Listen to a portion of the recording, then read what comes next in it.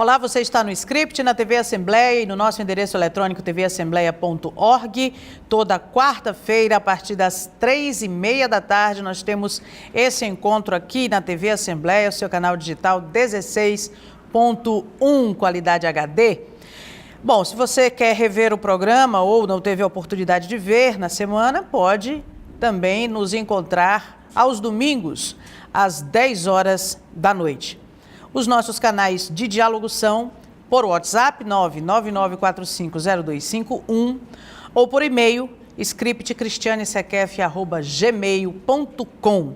É sempre uma alegria a sua companhia conosco e a sua participação também é bem-vinda para nós.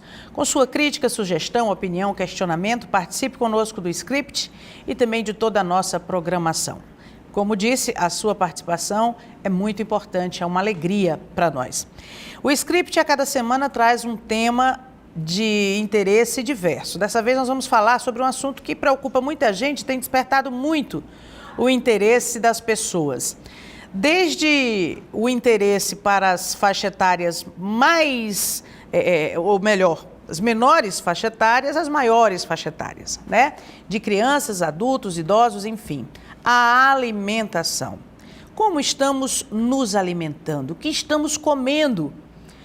Aliás, o que é verdade? O que é mito? O dinamismo da ciência nos mostra que o que fazia mal até pouco tempo agora faz muito bem. Qual é o problema? São os excessos? É a dosagem? Tudo isso nós vamos saber um pouco mais com a colaboração, a contribuição da nutricionista Edna Lima. Ela é a nossa entrevistada de hoje aqui no Script. Edna Lima é professora de Educação Nutricional e Tecnologia de Alimentos da Uninova FAP, é nutricionista da Fundação Municipal de Saúde, onde exerce a função de chefe de núcleo de avaliação e monitoramento hospitalar, além de mestranda em saúde da família. Muito obrigada por ter aceito o nosso convite, está conosco hoje aqui, doutora Edna Lima. Obrigada, eu que agradeço a oportunidade. Bom, nós hoje temos uma preocupação maior com a alimentação, não é? A todo momento, a mídia, uma situação em casa ou no trabalho, fatos corriqueiros, tem nos atraído a discutir um pouco mais sobre esse assunto.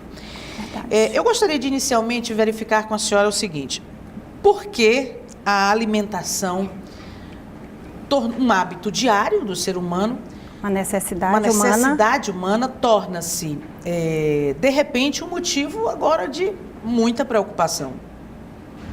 Pois então, na verdade, Cristiane, isso se deve ao fato do perfil de saúde, qual é o nosso perfil de saúde e doença hoje no Brasil. Se a gente avaliar isso bem, os indicadores vão dizer que o que está adoecendo ou levando a população à morte tem muita relação com o que ela consome. As doenças, tanto na infância como na vida adulta e vida mais avançada, na terceira idade, elas têm uma relação. Os indicadores epidemiológicos, eles mostram que a população precisa repensar o que seleciona, o que come e o modo como prepara esse alimento. Os indicadores hoje estão relacionados com o consumo alimentar, quando a gente avalia bem. Qual é o nosso problema maior hoje? Diabetes, ocasionado mais por uma base provocada pela obesidade. Nós temos diabetes, nós temos hipertensão, as doenças cardiovasculares, até mesmo câncer, né? Dislipidemias, que são as desordens das gorduras, dos níveis de gordura no sangue. Então, toda essa realidade, toda essa situação, ela exige uma intervenção, né? E uma intervenção maior, uma preocupação acima da preocupação individual, da preocupação profissional, né? E se tornou uma preocupação mesmo de governo, né? Uma preocupação de política, pois por ser um problema de saúde pública.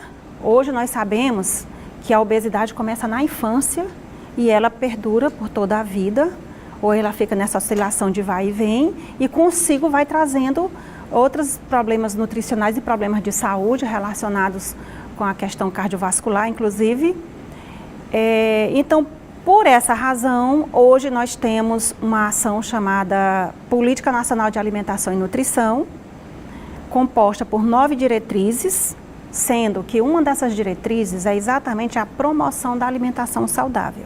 Como é que se promove a alimentação saudável dentro dessa Política Nacional de Alimentação? Pronto. Através de uma série de estratégias. E todas essas estratégias, elas têm como foco, como linha, digamos assim, princípio principal de ação, a educação alimentar e nutricional. Né? É preciso melhorar as condições de alimentação e nutrição da população. É preciso vigiar o comportamento alimentar da população e os agravos decorrentes desse comportamento. E é preciso cuidar, né, da ingestão, do consumo alimentar da população brasileira. Então, pensando nisso, uma das estratégias para responder a sua pergunta, por exemplo, a criação de um guia alimentar da população brasileira. Esse guia, ele norteia a população, norteia profissionais, norteia gestores para a tomada de ação de decisões em nível local, individual e coletivo, para modificar essas práticas alimentares, possibilitando ações de educação nutricional que possa modificar essa realidade que hoje nós nos encontramos e que percebemos que é uma preocupação de todos. E como é que a população tem acesso a esse guia? Pronto. Através dos serviços de saúde, que a cada dia prescinde mais da implementação, né, da implantação do funcionamento das ações de alimentação e nutrição, inclusive do profissional de nutrição, desse espaço aqui, como esse, né, o espaço da mídia, que está sempre presente, sempre buscando colocar em pauta esse assunto e de forma fundamentada, né, sempre trazendo um profissional que possa contribuir, através de site, por exemplo, do Ministério da Saúde. Existe o portal saude.gov.br/nutrical, que é o nutrição sem cedilha e sem tio. E que você vai encontrar lá o link da nutrição, da alimentação e nutrição, vai encontrar a política, vai encontrar as diretrizes da política e todos os instrumentos, que são vários, muitos instrumentos. Eu até digo para os meus alunos que eles não precisam inventar a roda, eles têm que aprender a fazer a roda girar, porque ela já está pensada. E a nossa cultura alimentar, ela tem que ser pensada e tem que ser resgatada, né? E essas estratégias têm que pensar nisso e tem que disseminar essas informações e tem que trazer para o mais precocemente possível, para mais próximo do público, essas informações que é uma prática para a vida inteira. Essa cultura alimentar que a senhora se refere, que precisa ser resgatada, em que sentido? Como na prática? Sim, pronto. Hoje nós temos uma prática alimentar muito voltada para a mídia, para o marketing, para o que se vende, para o que é vendável, para a indústria. Estratégia de consumo. Para o fast food, estratégia de consumo. Hoje, as nossas práticas, quase sempre, né, elas estão voltadas, elas estão dominadas pelo que a estratégia de consumo prega.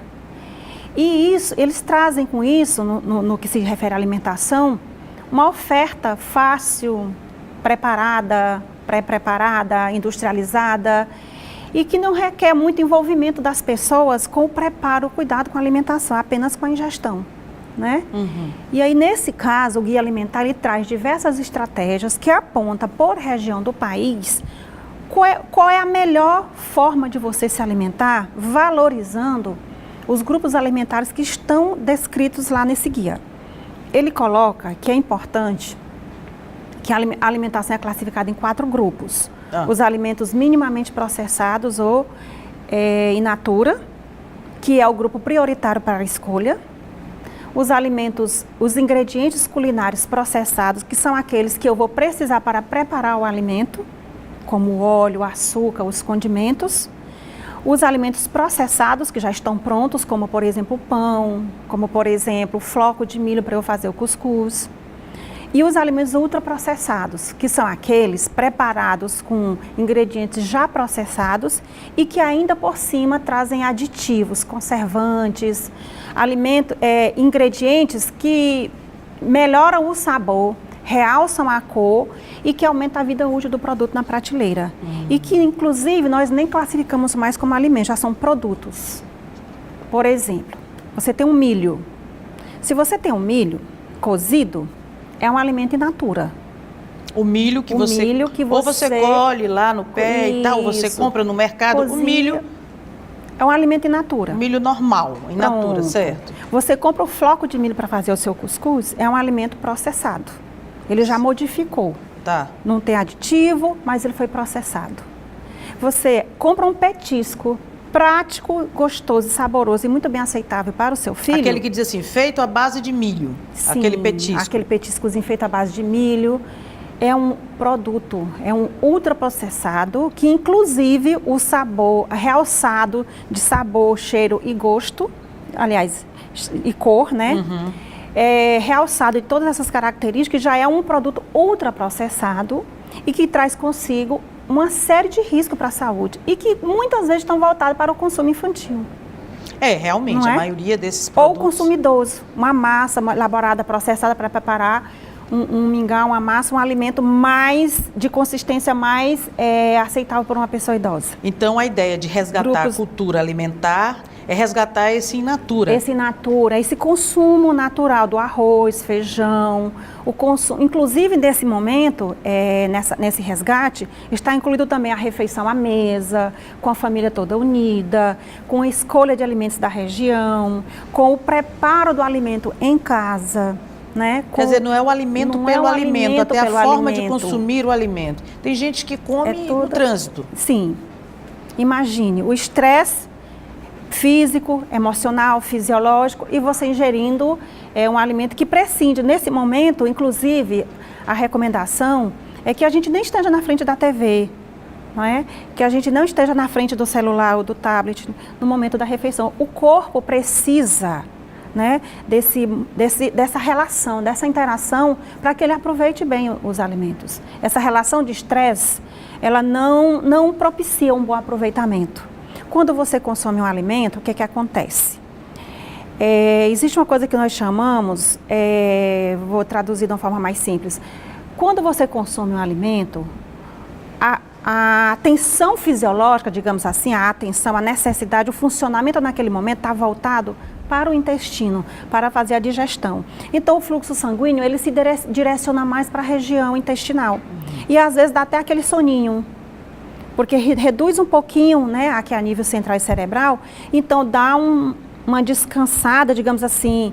Então, aquela popular frase de deu na fraqueza, não é bem na fraqueza. É o momento da digestão. É o momento da digestão. Da digestão, que é importante. O soninho. Se você fica atento ao celular, se você fica atento à TV, se você fica atento ao trânsito, você exige essa volta desse fluxo para essa outra região que está sendo requerida, que é o cérebro, que é a visão. E aí, atenção, para onde o alimento vai, o funcionamento... A digestão pode ficar comprometida ou outras questões podem ser, né, advindas daí. O estresse, a dor de cabeça, o mal-estar, uma relação não muito confortável com o alimento. E você, às vezes, culpa o alimento, que é clássico, né? É tradicional. Eu acho que foi alguma coisa que eu comi. Você sempre relaciona com a última coisa que você comeu. Você não diz assim, eu acho que foi a forma como eu comi aquela coisa. Foi aquele estresse, foi aquele momento. Você relaciona isso com o alimento em si, que de vilão não tem nada, né? Doutora, a senhora citou algo que eu gostaria que a gente detalhasse mais no próximo bloco. Sim. Que é a questão de selecionar, armazenar e preparar os alimentos. E um outro assunto que a gente pode tratar mais adiante, que dentro dessas diretrizes há a preocupação da Política Nacional de Alimentação, há a preocupação de voltar a essa cultura alimentar dentro das particularidades de cada região. Sim. E aí eu gostaria que nós nos ativéssemos à região Nordeste, mais especialmente ao Piauí. Mas daqui a pouquinho, tá bom? A gente vai para o intervalo e volta já já, não saia daí. Você está no script.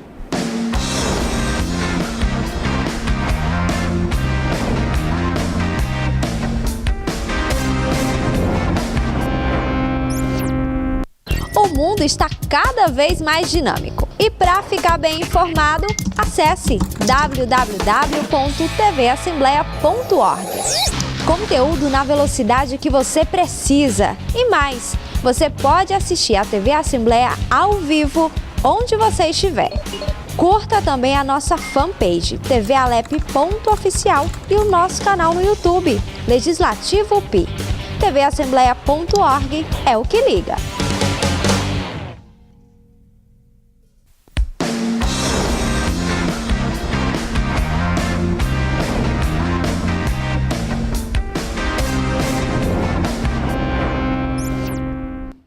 Você está no script na TV Assembleia, no nosso endereço eletrônico tvassembleia.org. Hoje comigo e a doutora Edna Lima, professora de Educação Nutricional e Tecnologias de Alimentos da Uninova FAP. Também nutricionista da Fundação Municipal de Saúde de Teresina, chefe do Núcleo de Avaliação e Monitoramento Hospitalar da FMS e mestranda em Saúde da Família. Doutora, nós deixamos no bloco anterior a seguinte questão no ar. Sim. Algo que a senhora fez menção sobre a maneira de selecionar, de armazenar e de preparar os alimentos. Então, o que a gente entende? Não é só fazer a opção pelo alimento lá daquele primeiro grupo que a gente conversou no bloco passado. Aqueles in natura ou pouco processados, quase nada processados, né? A gente precisa ter preocupação na hora que vai escolher, na hora que vai guardar e na hora que vai preparar para comer. Exatamente. Eu queria que a senhora detalhasse essas fases para a gente. Melhor, né? Tudo bem. Na hora da seleção, já que é um alimento in natura, é um alimento mais, digamos, indicado, é o preferencial, então a gente vai para os legumes, frutas, verduras, carnes frescas, né? Evitar os alimentos já processados, já industrializados, empacotados, né? Vamos preferir aquela seleção. E quando você estiver selecionando frutas e verduras, não fiquem tão seduzidos por aquele que tem um tamanho que chama a atenção, além daquele que seria o tamanho normal do alimento. Um tomate enorme e brilhante, né? Porque esses alimentos, eles podem ter sido produzidos com algum aditivo que a gente chama de agrotóxico, que promove o seu crescimento e às vezes até a duração dele no mercado. Adultera. Adultera. De certa forma, né? Adultera. Na tecnologia de alimentos, nós trabalhamos isso, as falsificações, adulterações também. Então, existe essa questão de ser adicionada ao alimento alguma substância com o intuito que pode prejudicar ou não a saúde do consumidor. O intuito é mais comercial, né? Então, quanto mais ele se aproximar do natural dele, de tamanho, de cor, preserva melhor as propriedades. E que esteja acondicionado de forma higiênica, lá naquele ambiente comercial, e também acondicionado a uma temperatura que é a recomendada para aquele alimento, né? É comum você chegar em mercados, em comércio de carne, por exemplo, e você encontrar bancadas, né, de peixe, de frango, de carne, sem refrigeração, né? A temperatura ambiente. E com muita mosca. E com abrigo assim, externo, com moscas, com animais circulando. Não é uma recomendação. É porque a gente pensa assim, vai pro fogo, queima tudo. Queima, pode até queimar, porque assim, o calor realmente ele destrói, os micro-organismos são destruídos com o calor, mas deteriora, estraga antes do tempo. Então você compraria um frango que duraria, na sua prática normal, um tempo, uma semana, você vai congelar, então, de repente, porque o congelamento, ele não impede o crescimento de micro-organismos, ele paralisa ou retarda. Então, a gente tem que ter esse cuidado de já comprar no acondicionamento adequado, né, com os aspectos adequados para facilitar. E como a gente já começou a falar de armazenamento, na hora do armazenamento ter esse cuidado. Se for vegetal, fazer a higienização adequada, lavagem, né, física dos vegetais que podem ser lavados. Antes de guardar? Antes de guardar, e inclusive fazer também, existem recomendações, inclusive produtos já prontos no supermercado, que você faz uma sanitização, você adiciona por um tempo, uma meia hora, dependendo se for folha, se for raiz, se for fruto, um tempo mergulhado, em normalmente de 30 minutos, tem outros produtos que é só de 15 minutos, que você deixa imerso nessa água, retira, acondiciona, é bom sempre acondicionar ou em recipiente, em sacos plásticos que vedem, transparentes, ou em recipientes que fecham também, né? Nunca deixar na geladeira exposto à refrigeração. E nem nunca misturar alimento cru com alimento cozido, né? E outra coisa interessante, no caso das carnes, é você porcionar aquelas porções que vai ser suficiente para o consumo daquele dia. Você não porcionar 3 quilos de carne e você ficar descongelando, tirando a porção do dia e recongelando. Isso não é recomendado. O que acontece com o alimento? Perde o valor nutritivo com aquele descongelamento e aumenta o risco de contaminação.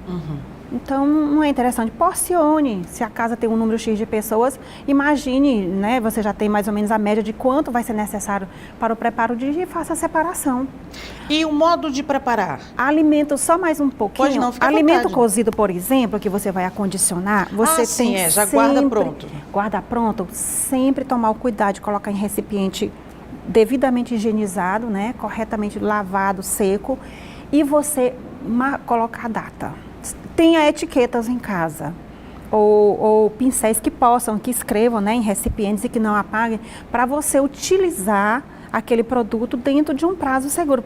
Até para você também pegar para reutilizar aquele que você guardou primeiro. Então, doutora, não é só o que a gente compra no supermercado que a gente tem que olhar o prazo de validade. O que a gente faz em casa e guarda também tem prazo de validade. Tem. A gente tem até uma regrinha que a gente chama primeiro que entra, primeiro que sai. Primeiro que vence, primeiro que sai. Então, se você compra um alimento que tem validade escrita, na hora de armazenar, coloque aqueles que demoram mais a vencer, tem mais tempo para vencer, por trás e coloque na sua prateleirinha aqueles alimentos vão vencer antes na frente. Qual é, em médio, o prazo de um alimento preparado em casa? O prazo de validade? Em torno, se congelado, eles seguram até para poder preservar propriedades nutricionais, em torno de uma semana. Pode durar mais, tem alimentos que duram até um mês, né? Devidamente congelado, se tiver sido preparado com condições higiênicas aceitáveis. Mas, em geral, quanto mais tempo congelado, menos nutritivo ele vai ser. Vai ser uma comida e não um nutriente, né? Um alimento que tem um nutriente seguro para o consumo. Pode né? até satisfazer a fome, mas não satisfaz o organismo. Alimenta, mas não nutre, né? Certo. Aí é interessante a gente pensar nesses detalhes. Então, quanto mais próximo do consumo o alimento for preparado, melhor. Tá certo. Sucos, por exemplo, são prioritários pensar nessa questão, porque se você prepara, cortar uma fruta, processar uma fruta, expor à luz, adicionar água, gelar, tudo aquilo perde vitaminas. Então, quanto mais in natura você puder consumir, quanto mais a fruta ou preparar o suco na hora do consumo, melhor. Tá certo. Tá? E o modo de preparar?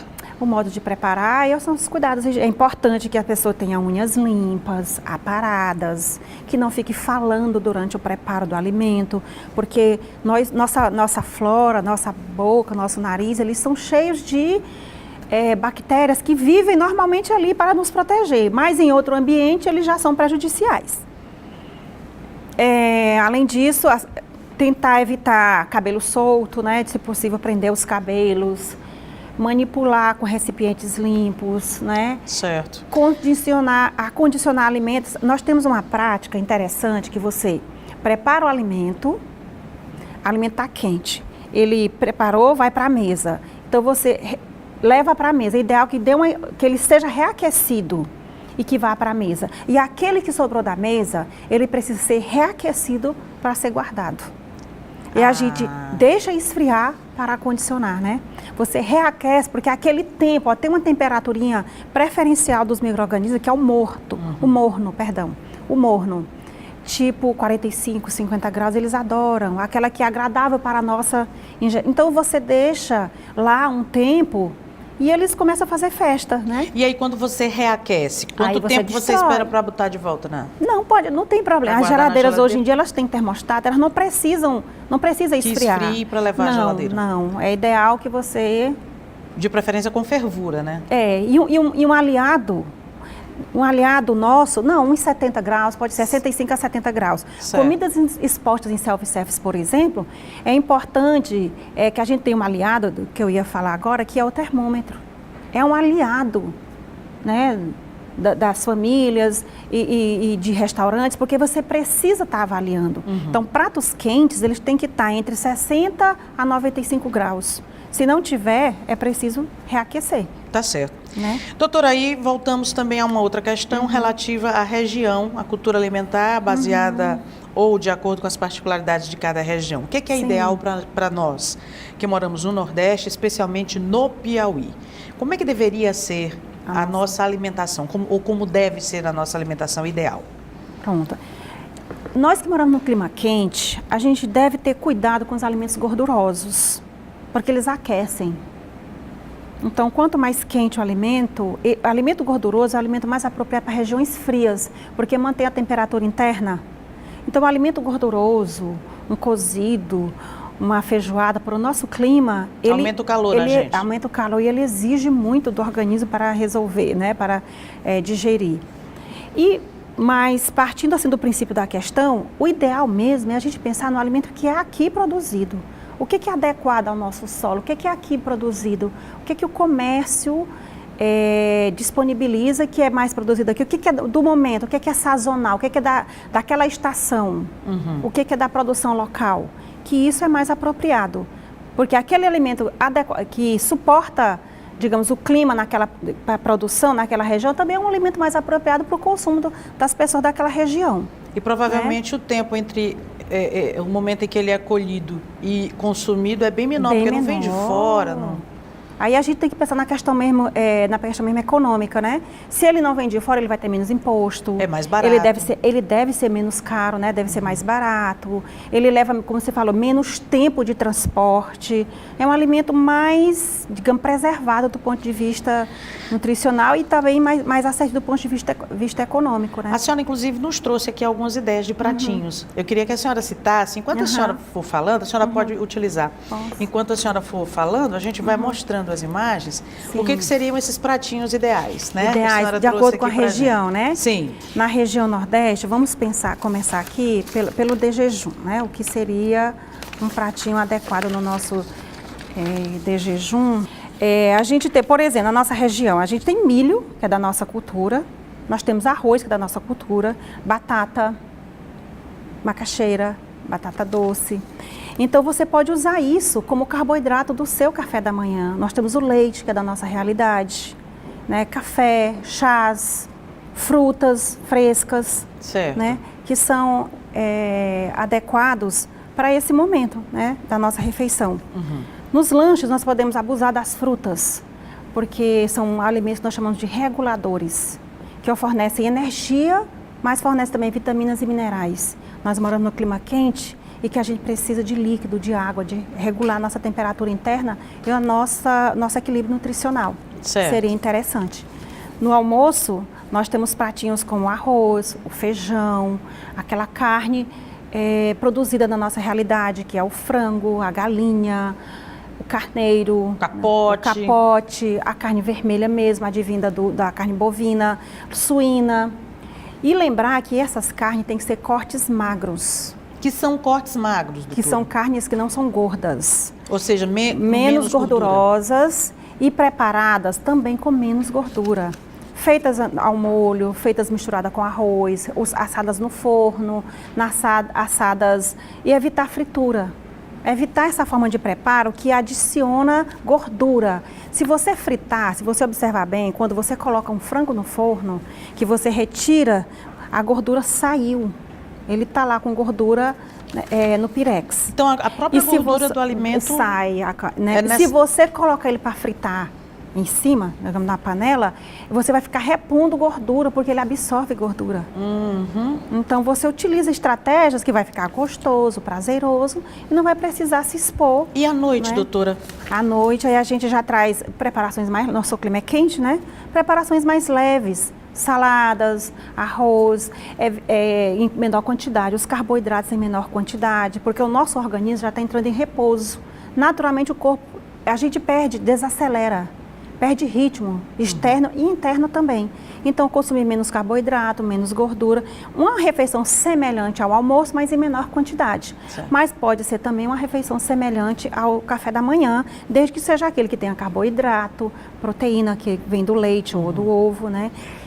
Ou de carne, ou então sopa, saladas, né? Alimentos que não vá sobrecarregar o organismo nesse momento. Tá certo. Bom, tá bom? A senhora citou aí a questão relativa a proteínas, carboidratos. Eu queria saber porque na busca de um bem-estar melhor, de uma qualidade de vida maior, muitas pessoas estão se tornando adeptas se tornando vegetariano, outros veganos. E aí eu queria daqui a pouco que a gente falasse sobre isso depois do intervalo. Sim. Até que ponto não é? Isso é viável? Quando é que isso é aplicável? Tá certo? Tudo a bem. gente volta já já com o script, não saia daí.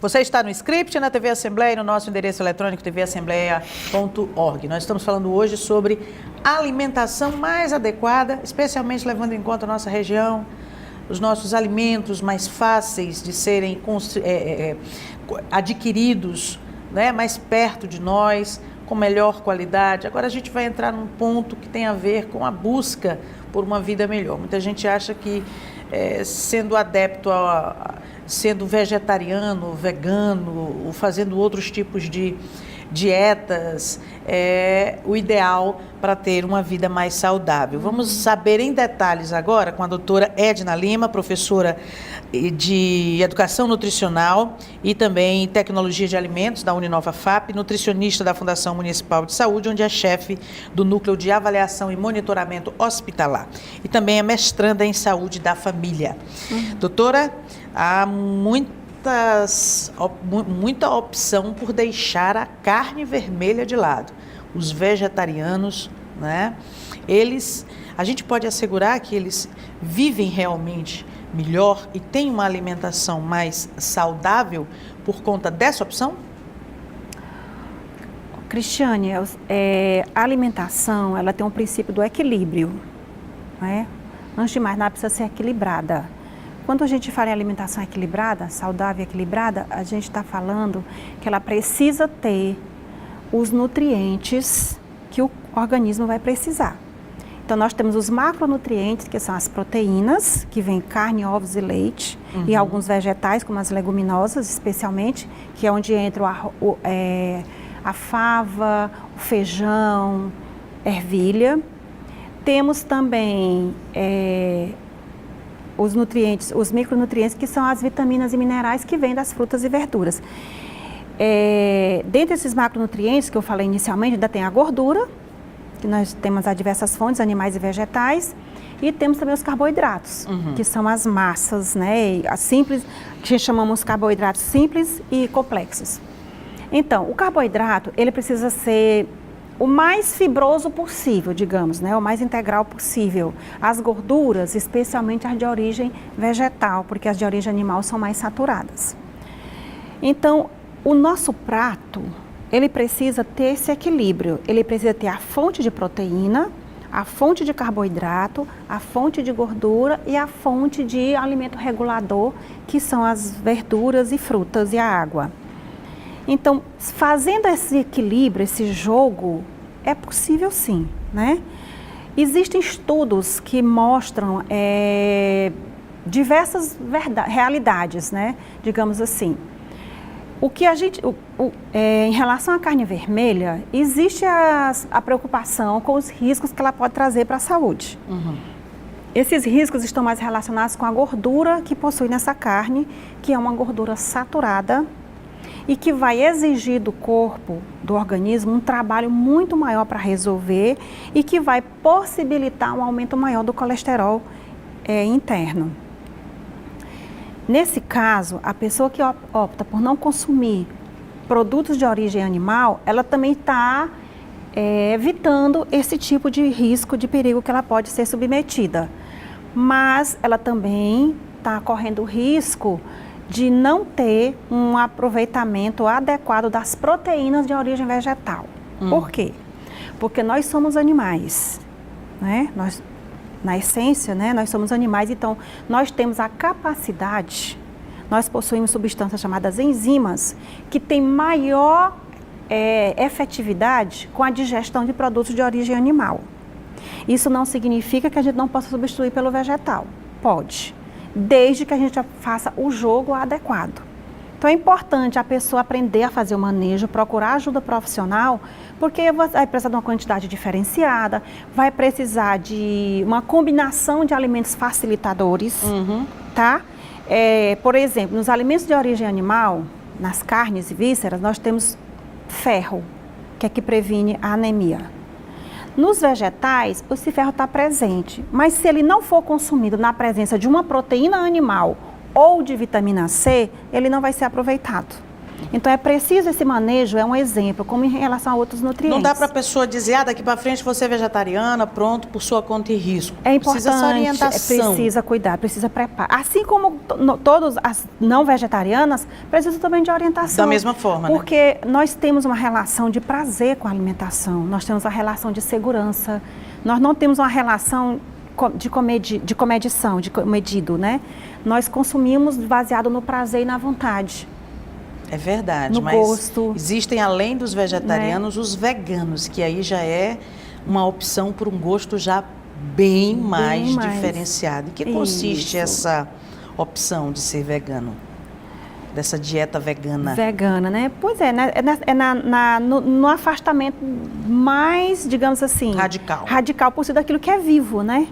Daquilo que é animal e daquilo que é vivo. Então, ele acaba restringindo um pouco mais suas opções e precisa realmente, dentre aquelas opções que ele preferir e também tem as preferências alimentares, que ele realmente tenha uma ingestão que possa ser compatível com as suas necessidades orgânicas. Agora, doutora, qual a garantia que eu tenho de que esses produtos veganos, eles são realmente saudáveis, eles estão bem preparados, têm uma procedência segura, né? de garantia, de qualidade? Pois Até que ponto nós temos? Tudo é uma questão de origem, de buscar, de observar. Tudo a gente precisa conhecer a fonte, né? Todos os alimentos, se na escolha individual ou na escolha, digamos, comercial, coletiva, é importante conhecer a fonte. De onde ele vem, qual a origem e se os órgãos de licenciamento da comercialização do alimento está ali presente, autorizando aquele produto. Algumas situações temos o Inmetro, porque a embalagem também entra na questão da segurança do alimento, em todas as outras questões nós temos a vigilância sanitária. Então precisa ter uma garantia, ter um selo, uma liberação, uma autorização desses órgãos e precisa, e se for um alimento também produzido industrialmente, ele precisa ter um responsável técnico que assine, que pode Isso tem que estar na embalagem. Tem que estar na embalagem. Ele precisa ter uma assinatura de um nutricionista, de um engenheiro de alimentos ou de um engenheiro químico que autoriza, né, a comercialização daquele alimento, que garante, né, a liberação daquele alimento para o consumo humano. Além disso, existem outras questões que a gente tem que observar, que o alimento produzido e comercializado em escala industrial, ele tem que ter rótulo que informe, que eduque o consumidor. Existe legislação hoje em dia que exige uma tabelinha, você tem que procurar ter lá uma tabela nutricional que diz qual é a porção daquele alimento que eu vou consumir e o quanto daqueles nutrientes que estão na tabelinha, eles vão preencher as nossas necessidades Isso de maneira geral, né? De maneira geral. Isso tem a ver com o quesito educação alimentar. Educação alimentar. São estratégias no aspecto comercial que é colocado. Inclusive, é importante que a gente aprenda a selecionar os alimentos também pelo rótulo. Olhe no rótulo dos alimentos, nos aditivos. Ele coloca lá os ingredientes, mas coloca também os aditivos que estão lá. E eles colocam Talvez vários sejam aquelas letrinhas bem miudinhas, mas a gente precisa tentar ler. Precisa ter curiosidade. Inclusive, a legislação hoje já exige que aquelas letrinhas, elas sejam mais, que elas não estejam tão escondidinhas e que elas estejam mais realçadas para o consumidor ter. Algumas chamam a atenção. Se for alimento para fins especiais, que eu já abro aqui um parêntese. Intolerância à lactose, por exemplo. Você precisa estar informando de forma bem destacada. Na frente, de forma que o consumidor já perceba de imediato. Alimento diet, light, né? Eles precisam estar realçadas a sua forma de informação para que o consumidor não seja enganado, né? Doutora, de maneira geral, nós falamos inicialmente, no começo da nossa conversa, da nossa entrevista, sobre o guia de alimentação, guia nacional. De maneira geral, qual é a orientação ou alguma outra orientação que porventura certamente a gente não falou das 9 diretrizes exatamente, mas de algumas delas, que ficaram de fora dessa nossa conversa, que a senhora acha importante a gente realçar? Eu chamo a atenção para a importância dos alimentos produzidos com agrotóxico, né? Em algumas situações dá para você até identificar. Hoje, por exemplo, se for vegetais, você até vê a cor. Você vê cores assim esbranquiçadas no alimento. Se você vai escolher tomate, por exemplo, é interessante que aquela parte central onde o talo ficou fixado, que ele não seja consumido, porque é ali onde fica a maior concentração de agrotóxicos, né? E seguir algumas regrinhas, né, que estão lá no guia e que orientam para o consumidor como ele deve fazer essas refeições hoje, que a gente chama dos 10 passos da alimentação saudável. Então o telespectador vai poder acompanhar, a senhora pode proceder. Eu até agradeço pela sua organização em ter trazido para nós essas imagens que nós mostramos e esses 10 passos que nós vamos mostrar agora. Pois não, fica à vontade. Fazer de alimentos a base da sua alimentação. Alimentos, quando eu falo isso, alimentos in natura, porque aquele industrializado é produto, então é alimento. Usar óleos, gordura, sal e açúcar com moderação. Limitar o uso de produtos prontos para o consumo. Comer com regularidade, com atenção e em ambientes apropriados. Porque é uma tendência natural, especialmente quem trabalha fora, faz uma refeição e longas horas vai fazer uma segunda refeição. O organismo precisa de alimentos com regularidade, em torno de 3, 4 horas entre uma refeição e outras. Comer em companhia, isso é muito importante, inclusive, isso é um resgate também na cultura alimentar e isso é saudável e traz uma contribuição para a redução dos níveis de estresse, né, e do fortalecimento das relações entre as pessoas. Fazer compras de alimentos em locais que oferecem variedade de alimentos frescos e evitar aqueles que só vendem produtos prontos para o consumo. Desenvolver, exercitar e partilhar habilidades culinárias. Então a gente precisa se aproximar da cozinha, conhecer a cozinha, visitar mais a cozinha, utilizar a cozinha do nosso ambiente familiar. Planejar o uso do tempo para dar à alimentação um espaço que ela merece. Não comer correndo, andando, dirigindo, apressado, né? Porque o tempo acabou, eu tenho que trabalhar, não tenho tempo para comer. Tem que ter um planejamento de forma que seu tempo para fazer as refeições estejam dentro desse planejamento do uso do seu tempo. Dar preferência quando fora de casa a locais que servem refeições feitas na hora e evitar as redes de fast food.